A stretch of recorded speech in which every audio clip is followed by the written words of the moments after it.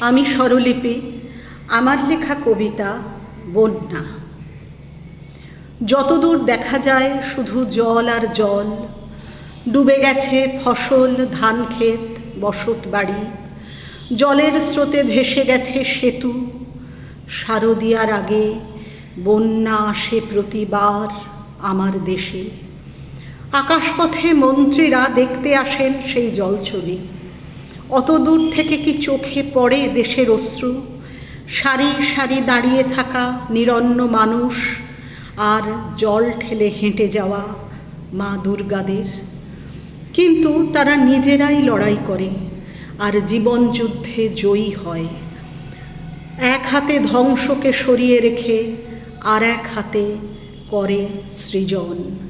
ঠিক তখনই শিউলি বনের ধার ঘেঁষে কাশ ফুলের মাঠ পেরিয়ে হেঁটে আসেন মা দুর্গা।